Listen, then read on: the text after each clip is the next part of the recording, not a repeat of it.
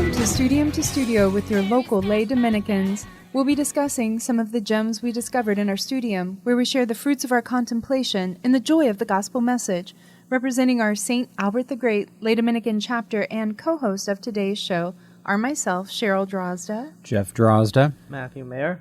And today we're going to tackle another, I don't know, I think a big cultural thing. Matthew, you really wanted to kind of bring in how to battle and to understand why there's so much cultural despair at this time in the world. And I think we've kind of talked a little bit about this, particularly in our episode on Gnosticism, which we'll kind of revisit.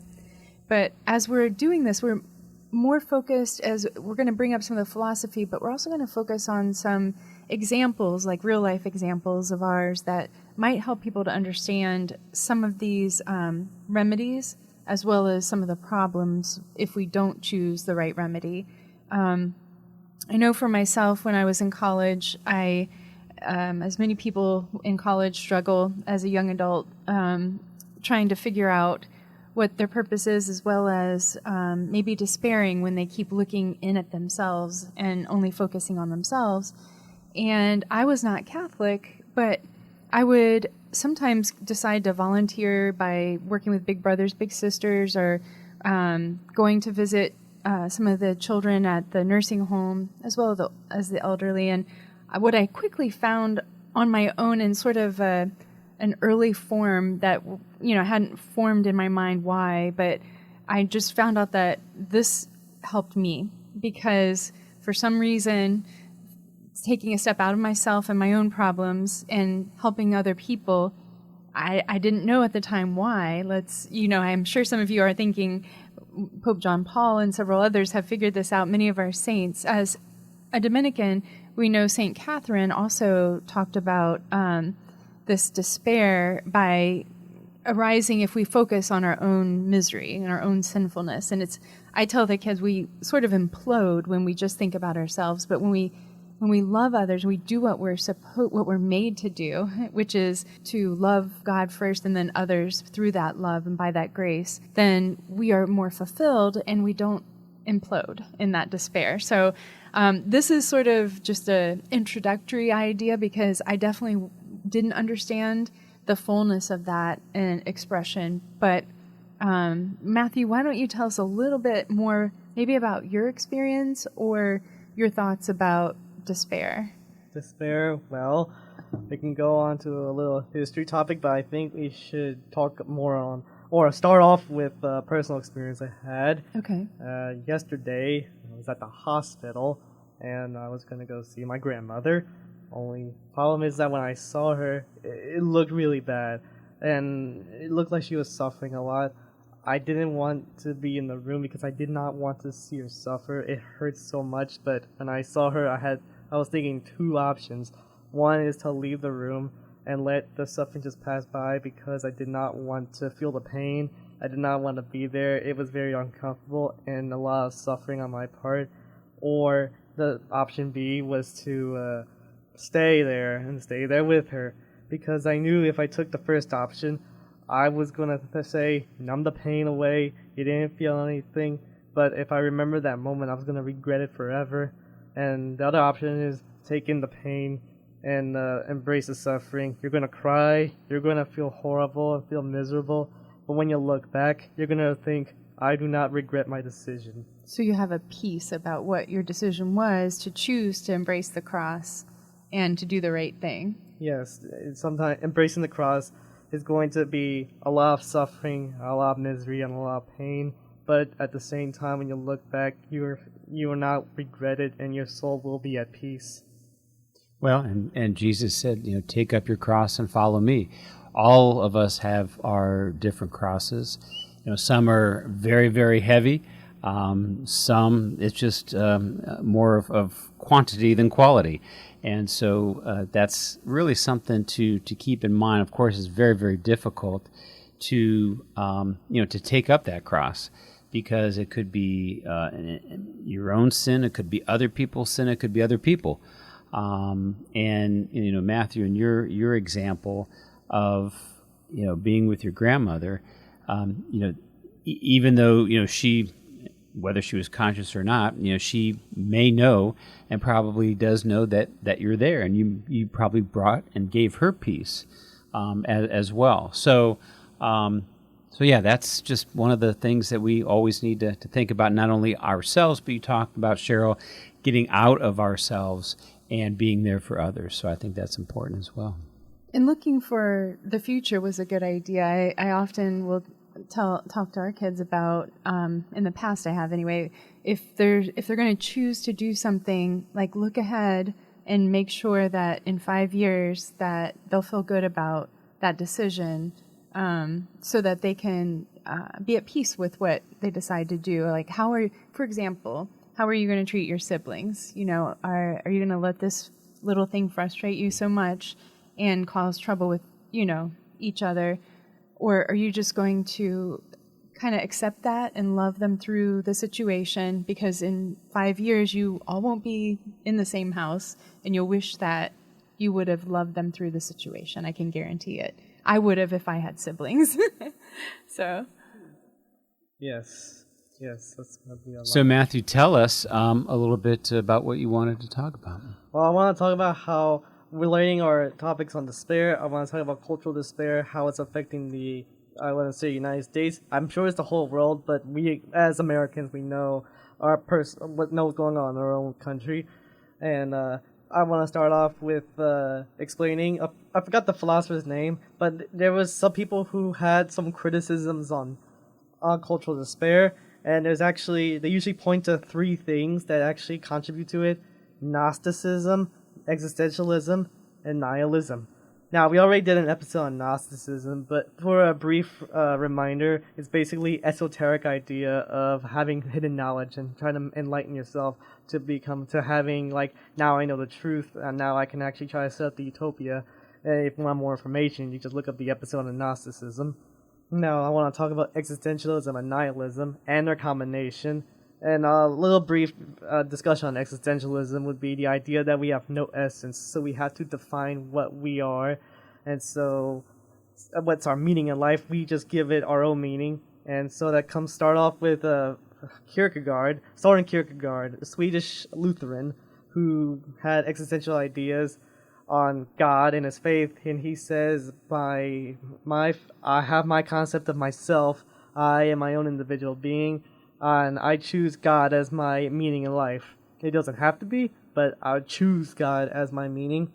And later it comes to, years later, you got Jean-Paul Sartre, who was a contributor to existentialism, and he was Marxist. He talked about how we must define ourselves through our labor, and so we are to be more active. But before Sartre, after Kierkegaard, there was Friedrich Nietzsche, who was a German philosopher, and his writing can be a little confusing. I don't know if he would even like the word being defined as a philosopher. He's a very strange. I want to say he has very strange ideas, but he was basically the idea of I do not like the abyss full of these monsters being basically our nihilists of the world. He was against nihilism, but seemed to have replaced nihilism with his own version of nihilism. But it was basically the idea of I am basically the warrior, the barbarian, the hero, the Greek god that will destroy all these nihilists who are contributing to modernity. We already had a discussion on that one. So he's like, all these contributors to modernity, I crushed them and I will rule over them. And so he basically wants to make his own meaning in life through an active kind of nihilism. But so that's basically his existentialism right there. And nihilism basically is the idea that we have no meaning in life, where you see a lot of people revolting violently because there's no social norms, there's no morality, it's all relativism, and basically people do what's according to their own personal preferences. And so Nietzsche was against that, but at the same time seemed to try to make himself incredibly individualistic, and so he was trying to go against nihilism, but at the same time it looked like it was just more nihilism. And a lot of this contributed from his name was Arthur Schopenhauer. Yes, and he was he was basically a very pessimistic man who thought we just need to numb our senses with the arts. Basically, look at the columns, look at the mightiness of men. He said, "Why not be?" Nietzsche, however, went against insisting, "Why not become the mightiness of men instead?" And so he was basically sense of he had no social norms. Once the transvaluation of values, I make my own morals. I do what I want. I'm going to crush these modernists. Only problem is that we had people who responded to this, both three things: Gnosticism, nihilism, existentialism, and made himself into one being, Nazi Germany, which took a lot of influence from Hegelian thought, which was influenced by Gnosticism, which is the idea that we have the knowledge to become like the Prussian Empire. And so they got Hegelian thought right there, and they also got the existential nihilism part, where they say we crush all these nihilists, we become the mightiness of men, we become the Nazis, we become the Germans, the Aryan race, the superior race. Although, ironically, Friedrich Nietzsche was actually opposed German nationalism, and he was actually against anti-Semitism, which is weird that the Nazis were supportive of him, even though he was against their core fundamental values. But they say they misinterpreted Nietzsche, and given the point whether or not they were basically a result of despair, where a lot of people, basically the nihilists right now, were basically people who despaired, so they had to numb their senses, like we talked in our last episode with me in it. And so Nazism was an extreme revolt against that, but it went to a Gnostic sense of we are the enlightened, we are the ones who will crush these people. And so that's a big cultural despair. It can result in radicalism. And the thing is, it doesn't happen just on the right. It can also happen on the left as well, based on your sense of values. If you have a more left-leaning or right-leaning sense of mind, it's a psychological thing that I think Jonathan Haidt talked about in his book, The Righteous Mind, and he says there's two different minds. One that emphasizes prudence against change. One that emphasizes go for all, change together. And whichever the mind you have, these are basically both radical responses to them. And these are the results of despair. And we see that in our country, where people, whether on the right side or the left side, always have a very radical response, all contributed from Gnosticism, existentialism, nihilism. And it's all combined to despair. So right now, what we're having, the chaos we're seeing in our nation, is basically the result of despair. It is a nation without hope. And it would be good right here to define hope. It's not optimism. If you've heard Father Mike say this, optimism is where we just have this positive attitude, we expect everything's going to work out. Hope is a feeling of expectation and desire for a certain thing to happen, and there's some sort of idea that we think this thing can happen. And so when we start to lose hope, we actually despair. And sometimes that's good if we are hoping in the wrong things. Like I'm hoping in coming home to watch Netflix, or just kind of these things addictions and things to alcohol, sex, drugs, whatever. Those things are things that we should not hope in. We can only hope in God. And so when we despair because we realize those things aren't fulfilling, it can be good, because that can lead us on the right path to the correct way of hope, which is in God. St. Paul says in the Bible, we must hope in the mercy of God. May God, the source of all hope, fill you with joy, peace through your faith in Him. So we need to pray for an increase in faith, hope, and love. And these acts of love that we're talking about is just that. If we feel helpless in despair, we need to act. We need to just get up in the morning, and that's a victory against despair. You're listening to Studium to Studio at Christ Our King Catholic Radio for Acadiana. We are your third order, your lay Dominicans, here in Lafayette, Louisiana, on 90.5 FM and 99.5 FM and 1230 AM. We brought to you by Stein Lumber, with location throughout all of Acadiana every Thursday at 4 p.m. So today we are talking a little bit about despair, and now I think might be a good idea to talk about some of the saints. Many of the saints fell into despair or darkness, and some of it was spiritual, some of it was physical, some of it was both. Obviously, you hear about the Dark Night, and Saint Teresa of Calcutta, and she for years was, if you read her book, refers to the spiritual darkness, and obviously that would bring on despair. Now, one of the movies that we just saw recently was about St. Maximilian Kolbe. Matthew, you were talking about Nazi Germany, and if you haven't seen the movie, I highly recommend it. I mean, it's the last. I think it's Triumph of the Heart. Yes, I think so. It's the last days of St. Maximilian Kolbe, and in the cell with his other cellmates, and you see it visually, and you can actually feel it and hear it. The despair going in and out of those who are with St. Maximilian Kolbe. But in the face of despair, he was there for them. And actually, he even showed a brief struggle with despair during the movie, asking, what can he do? What can he do? But wait, who did he ask?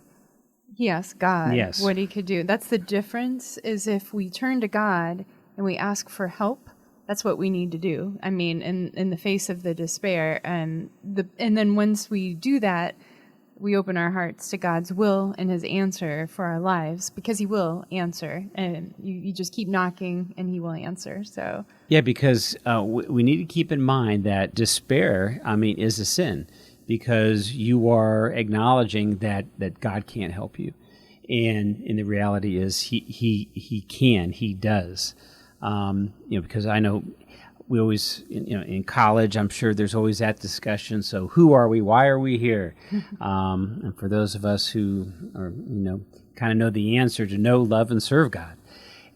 But that means taking a step, beyond, because we do face struggles. And one of the newest Dominican saints, third order saint, Saint Bartolo Longo, just canonized here in 2025, and he was a fallen Catholic and fell into the satanic cult and fell into despair.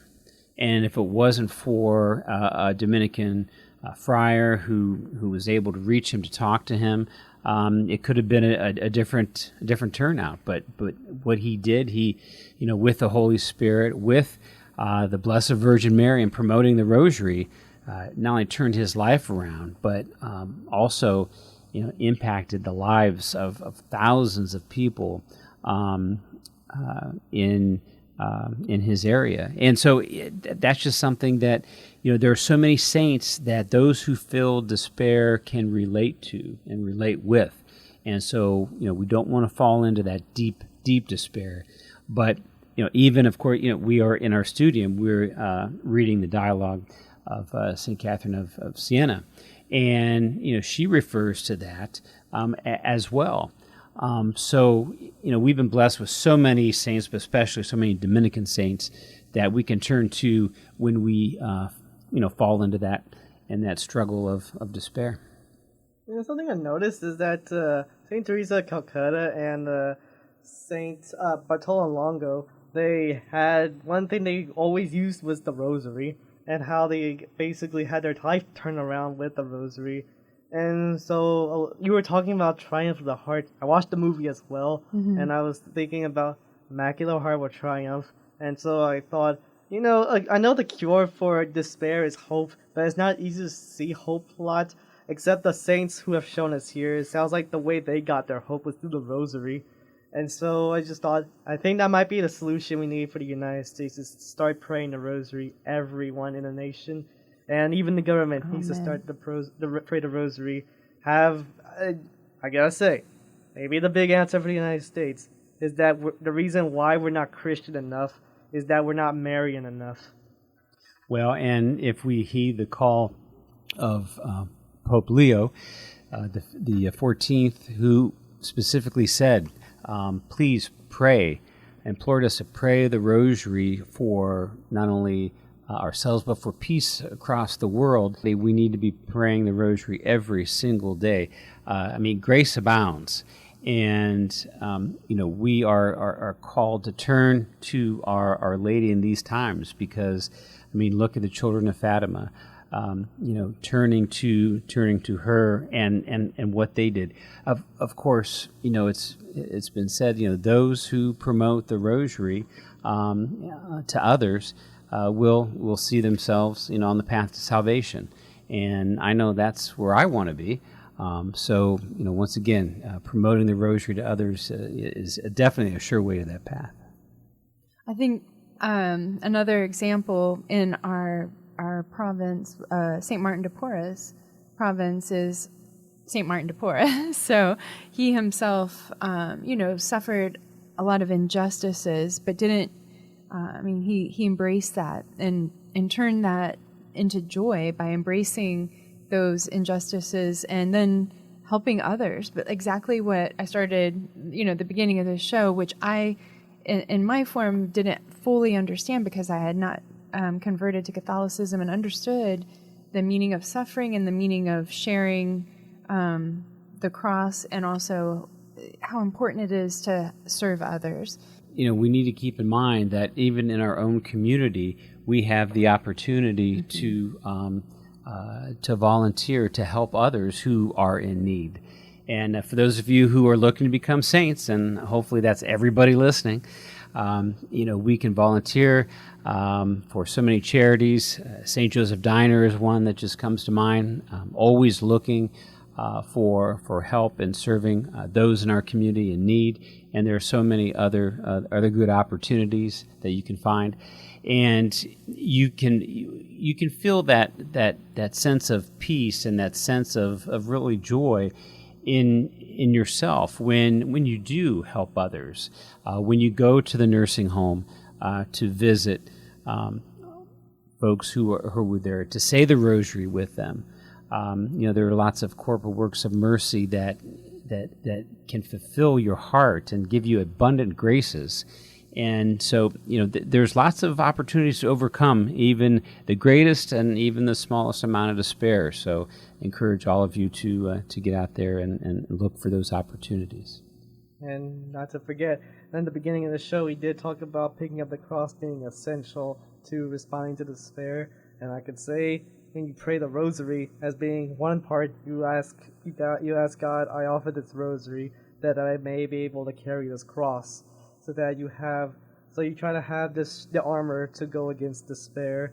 You have the armor to go against what I'm going to pretty much say is a demonic attack on our world. And I don't mean that symbolically, I mean that literally. I do believe that there are literal demons literally attacking people. Well, literal in the sense of like throwing in despair, throwing in a lot of the assassinations we've been having lately being a result of despair.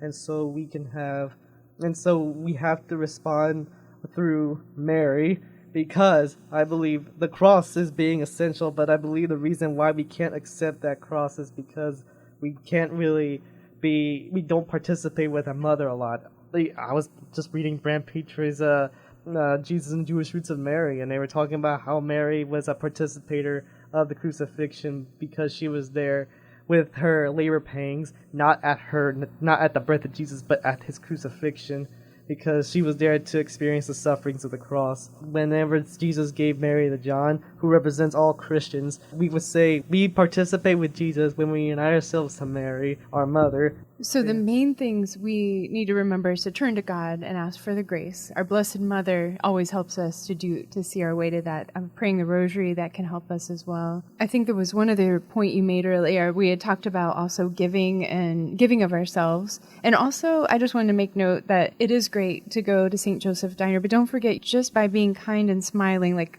St. Mother Teresa said, smiling, being kind to people as you see them in your daily path. The people that sometimes hardest to be kind to are the people right around you and your family. So those are the things where carrying our cross is the most important, is by loving and being kind, and like you did with your grandmother. That's a great example of how to have peace with our decisions by embracing that cross. That's a decision that's gonna hurt, but then again, you gotta remember, Mary was there at the cross, and she whenever she was suffering labor pains, she was the one who was gonna go through a lot. But Jesus did say that eventually these labor pains will turn into joy, and that joy will be Mary not only seeing her son resurrected from the dead, but also I believe she has looked back and she definitely has not regretted her decision to be there at the crucifixion. And it's always pointed out that St. John was the only apostle that was able to stand at the foot of the cross, and that's because he was standing next to Mary. And I feel like that in our lives. If you feel like it's just really hard to get through, the best way to do it is to stand there and pray next to the Blessed Virgin Mary. So. And also just really, I guess, a shout out to Saint Joseph, and for those dads, for those men that are out there. I know Father Calloway has a wonderful book on Saint Joseph, and there's other books on Saint Joseph. But if we can turn to him in our times of despair as well, because he can give us hope and courage and lead us in the right direction, just like he did. If you think about the joyful mysteries, and even though Saint Joseph is not specifically named in each of these mysteries, he's there. I mean, he was there and had to, and an angel came to him in a dream as well, right after the Annunciation. And you think about the visitation. Well, how did Mary make that long journey to visit her cousin Elizabeth? I am sure that that Saint Joseph was with her. You think about the Nativity. Saint Joseph was there. Saint Joseph was there trying to find a place to lay their heads down, and for our Lord and Savior to be born, in a manger.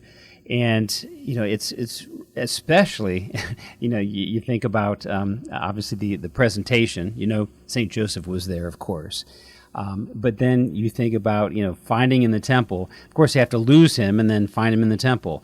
That's a great amount of despair and suffering that went on, I'm sure, both with Mary and Saint Joseph. So once again, don't forget about Saint Joseph. He is there, especially for those men out there. He is there for you, and he is there for us to emulate and have him as a model for all of us. Is there anything you want to wrap up with? All I would like to say is thank you for everyone listening. And if you know someone who is suffering, go see them. If you have anyone in your family that hasn't seen you in a long time or needs to see you now, go see them, because then even if it takes your time off, even if it just ruins your vacation, ruins your week, once you look back, you're gonna think, I do not regret my decision. This is the right thing to do. Yes, when we act, we remember we are combating despair, and as well as when we pray, we're combating despair. So here's a prayer. O Holy Spirit, beloved of my soul, enlighten me, guide me, strengthen me, console me, tell me what I should do, give me my orders. I promise to submit to all that you require of me and accept all that you permit to happen to me. Let me only know your holy will. So remember to stand firm in the absolute truth, Jesus Christ, because only the truth bears grace. Lived through time, passed through fire, broke my heart, wounded desire, changed my life, fixed the past, stared at death and it stared back, standing fast in the light of the word. A shotgun blast was the last thing I heard. I rattled in the wind like a window pane. My soul's alright, but my body...